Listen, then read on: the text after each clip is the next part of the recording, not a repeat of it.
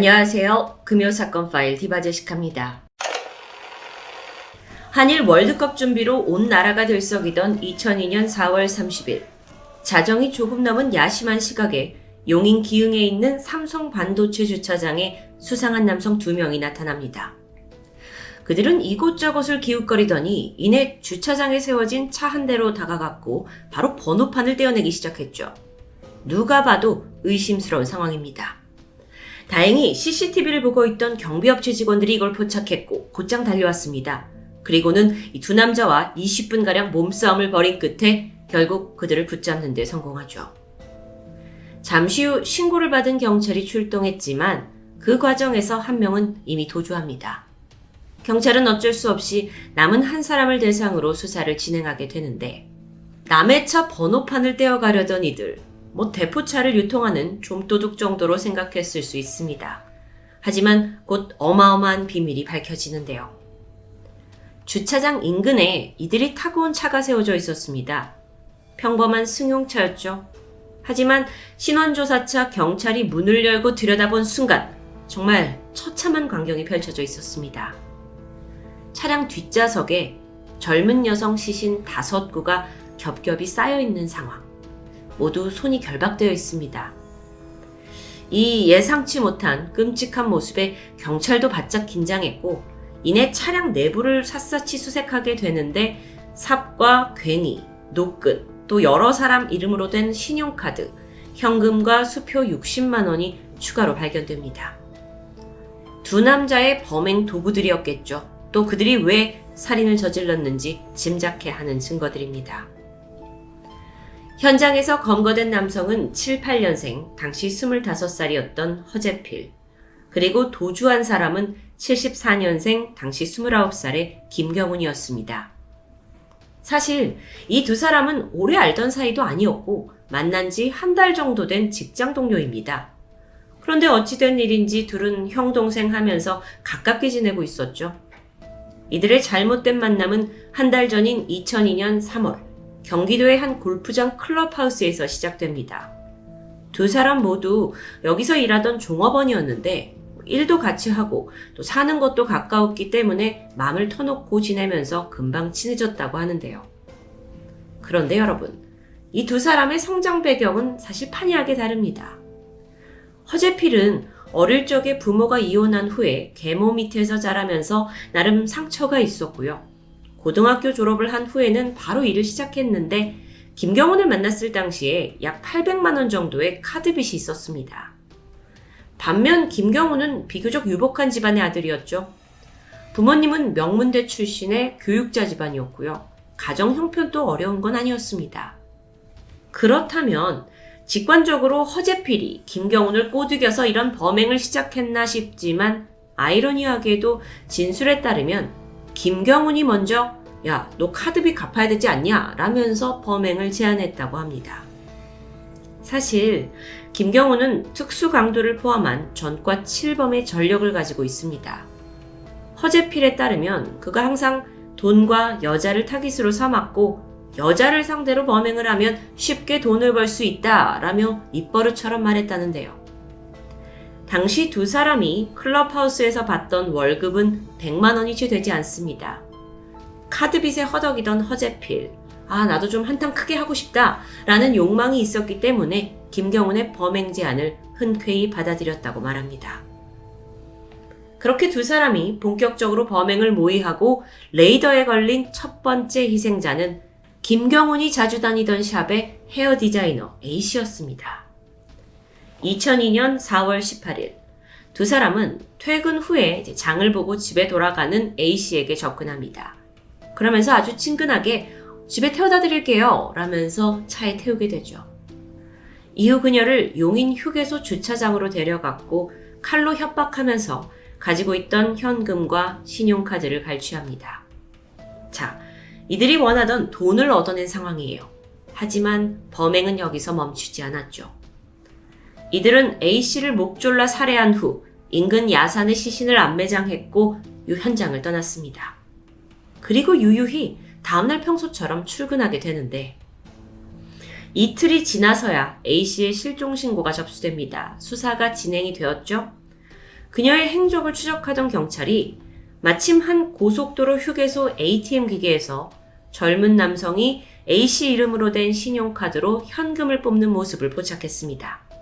즉각 용의자로 선정이 되죠. 하지만 안타깝게도 이 화면이 너무 흐린 탓에 얼굴을 제대로 식별하기가 어려웠고요. 그렇게 수사의 속도는 더디게 진행될 수밖에 없었습니다. 한편 허재필과 김경우는 첫 강도살인 이후에 며칠이 지나도 자신들을 의심하는 사람이 없자 자신감이 붙습니다. 그리고 즉각 또 다른 범행을 계획해요. 그러고 보니까 자차를 계속 이용하는 건 분명 위험해 보였습니다. 그래서 떠올린 방법은 바로 불특정 다수가 별 의심 없이 올라타는 택시. 게다가 여자만 골라 태울 수 있었기 때문에 안성맞춤이었죠. 4월 27일 두 사람은 수원시 법원 사거리 부근에 주차되어 있던 영업용 택시에 접근했고 번호판과 택시 캡을 훔치는 데 성공합니다. 그리고 이걸 김경훈 소유의 승용차에 부착해요. 이 가짜 택시를 몰고 용인 수원 일대를 다니면서 최적의 범행 대상을 물색하게 되는데요. 머지않아 그날 밤 11시 피아노 강사였던 B씨가 수원 삼성전자 입구에 세워진 이 택시에 탑승합니다. 이후 그대로 신갈에 있는 외진 주차장으로 끌려갔고 그곳에서 현금 2만 원과 신용카드를 갈취당합니다. 이후 범인들은 노끈으로 목을 졸라 그녀를 살해했고 두 번째 살인이었습니다. 이후에 세 번째 살인은 더 빠르게 진행됩니다. 바로 다음 날인 4월 28일 20대 여성 C씨가 택시에 탑승을 하는데 이전 피해자와 같은 방법으로 금품을 뺏기고 폭행당한 후 살해됩니다. 이쯤 되니까 이들의 진짜 목적이 정말 돈인지 아니면 무차별 살인인지 좀 헷갈릴 정도인데요. 게다가 만난 지 얼마 되지도 않은 두 사람이 망설임이나 죄책감을 가지기도 전에 속전속결로 뜻을 맞춰서 살인을 저질렀다. 이게 어떻게 가능한가 싶습니다. 어쨌든 당시에 김경훈과 허재필은 신이 나 있었죠. 범행이 술술 풀려나가자 전보다 더 과감해지기 시작합니다. 그리고 그 시기도 빨라졌죠. 세 번째 살인 이후에 몇 시간 지나지 않은 4월 29일 새벽 5시. 이 살인 택시를 몰고 마치 먹잇감을 찾듯 어슬렁거리던 두 사람은 수원 메탄동에서 3명의 여성 일행을 발견합니다. 새벽에 늦은 시간이었기 때문에 이들도 유흥을 즐기고 있었을 것으로 보이는데요. 그 무리에게 다가간 김경훈과 허재필은 같이 술이나 한잔 하실래요? 하면서 접근했죠. 여자들 입장에서는 친구 3명이 함께 있는 어떤 상황이고 또 수적으로도 이들보다 많기 때문에 당장 겁을 낼 상황은 아니었다고 판단했는지 제안을 받아들였습니다. 그들이 차에 올라탔고 그렇게 5명이 탄 차는 한참 달리게 되는데 잠시 후 용인 휴게소 인근 갓길에 차가 갑자기 멈추더니 허재필과 김경호는 악마로 돌변했습니다. 아무리 여성들의 수가 많았다 해도 건장한 남성 둘을 힘으로 제압하기에는 역부족이었습니다. 게다가 그중 2명의 여성은 성폭행까지 당합니다. 이후 3명의 여성들이 차례차례 서로가 보는 앞에서 살해당했습니다. 피해자들은 노끈에 목이 메어서 죽어가는 이 친구의 모습을 보면서 다들 극한 공포감에 빠져들었죠. 그리고 가까스로 탈출하려고 저항했지만 그 외침도 이내 사라지고 말았습니다. 그렇게 살인을 끝낸 범인들은 시신을 차량 뒷좌석에 차곡차곡 쌓아둡니다. 마치 마네킹을 쌓는 듯한 모습이었죠. 이들의 이 미친 듯한 살인 질주로 지금껏 총 6명의 여성들이 목숨을 잃은 상황입니다. 도대체 무슨 생각이었을까요? 이쯤 하면 됐다라는 생각은 전혀 없었죠. 심지어 허재필과 김경호는 또다시 추가 범행을 계획했고요.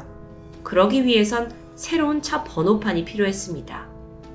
어디서 훔칠까 물색을 하던 중에 근처에 있는 삼성반도체 주차장으로 향하게 됐는데 여기에서 번호판을 떼던 모습이 경비업체 직원들에게 덜미가 잡힌 겁니다. 경찰이 그들 차에서 시신을 발견하고서야 비로소 이 광란의 살인 택시를 막을 수 있었습니다. 차에서 발견된 시신은 총 5구. 참고로 첫 피해자 A씨는 암매장 당했기 때문에 여기에선 빠져 있었죠. 그렇단 얘기는 경찰이 처음엔 몰랐단 겁니다. 그리고 붙잡힌 허재필 또한 5명의 살인에 대해서만 인정한 상황이었고요. 그러다 경찰이 차 안에서 발견된 이 삽과 괭이에 흙이 묻어 있다는 데 주목했습니다. 이건 분명 또 다른 살인을 은폐했다는 증거일 수 있기 때문이죠. 그러던 중 ATM기 그 CCTV 화면 속 남성이 김경훈과 묘하게 닮았다라는 점을 찾아냈고요. 결정적으로 화면 속 남성이 쓰고 있던 모자가 차량 내부에서 발견되면서 드디어 범행이 낱낱이 밝혀지게 되는데요. 처음에 허재필은 A씨에 대해서는 모르쇠로 일관했습니다. 하지만 경찰이 증거를 속속 들이밀자 포기한 듯 범행 사실을 고백하게 되죠. 그런데 여러분, 쉽사리 이해가 되지 않는 부분이 있습니다. 이들은 왜 시신 5구를 차량에 쌓아놨을까요?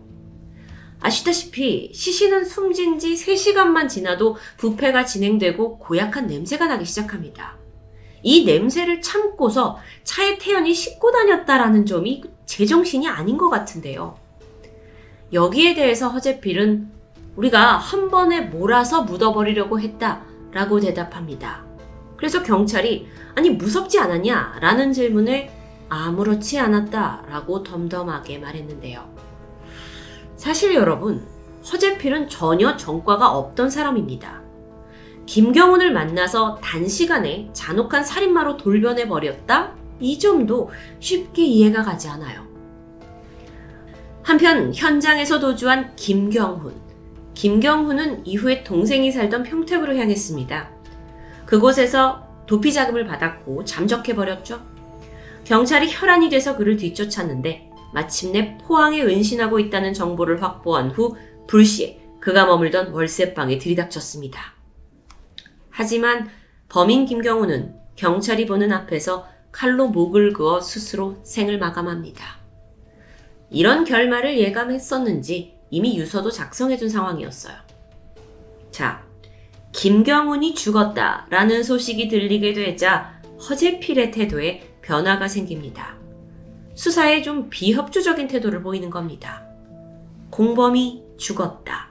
허재필은 어떤 생각이 들었을까요? 사실 지금껏 설명드린 이 모든 사건 정황은 허재필의 진술을 바탕으로 하고 있습니다. 그렇다 보니 김경훈이 원래 나한테 범행을 먼저 제의한 거다 라는 증언이 얼마나 신빙성이 있는지 의문인데요. 허재필은 나는 여성들을 살려주고 싶었는데 김경훈이 불안해서 그래서 어쩔 수 없이 살인에 가담했다 라면서 모든 책임을 죽은 김경훈에게 넘기는 듯 했습니다. 그런데 살해 정황을 자세히 진술하던 중에 허재필이 뭐라고 하냐면 나와 김경훈이 함께 양쪽에서 노끈을 잡아당겨서 여성들을 교살했다라고 말했죠. 그런데 여기에 대해서 전문가들은 그런 식으로 살인을 저지르는 게 말이 되지 않는다고 일축합니다. 보통의 경우에는 한 명이 여성을 제압하고 다른 한 명이 목을 조르는 방식이 더 일반적이라고 해요. 그렇다면 허재필이 거짓말을 했을 가능성이 큽니다. 또한 그의 자백과는 반대로 허재필이 오히려 살인을 주도했을 수도 있습니다. 물론 김경훈이 전과 7범이었어요. 그런데 이게 모두 다 단순 강력범 사건이었고요. 이렇게 며칠 사이에 6명을 죽이는 연쇄살인마가 되었다? 이게 어딘가 앞뒤가 맞지 않는 듯하죠. 하지만 또 이런 식으로 보면요. 전과가 전혀 없는 허재필도 앞뒤가 맞지 않아요. 그가 그동안 살해 본능을 숨기고 살아왔던 어떤 사이코패스였다면 또 모르지만요. 허재필이 뭐라고 말을 하냐면 첫 살인은 두려웠지만 점점 일이 커질수록 나중엔 최면에 걸리듯 사람을 죽였다고 고백합니다. 심지어 살인을 하던 도중에 웃음까지 났다라는 말에 수사팀은 경악을 금치 못했죠. 2003년 이 사건의 긴 재판이 치러졌고 결국 허재필에게는 사형이 선고됩니다. 그는 현재 대한민국 어딘가에서 19년째 복역 중입니다. 카드빚 800만 원을 갚기 위해서 시작한 광란의 살인. 허재필, 김경훈이 6명의 여성을 살해하고 갈취한 돈은 신용카드 520만 원, 그리고 현금 몇십만 원이었습니다. 사건이 발생했을 당시에 이 대한민국이 월드컵 준비로 전 국민과 언론의 이목이 다 집중되었을 때였습니다. 그래서 이 사건이 유례없는 엽기성에도 불구하고 안타깝게도 대대적으로 보도되지 않았다고 해요. 20년 전에 일어난 사건인데 만약 이 사건이 이번 달에 벌어졌다라고 한다면 정말 엄청난 주목을 받았을 게 당연한 사건이죠. 사실 언론 보도가 좀 크게 되고 이후에 다양한 제보가 이어지면 어쩌면 경찰도 미처 찾아내지 못했던 여러 정황들을 발견할 수 있다라고 생각합니다. 이 사건을 조사하면서 제가 느낀 점은 이 범인들의 행동이 쉽게 이해가 되지 않고 또 진짜 범행 동기조차 헷갈리는 상황인데 그에 비해서 좀 단순한 정보만 남아있는 게 아닌가라는 생각이었죠.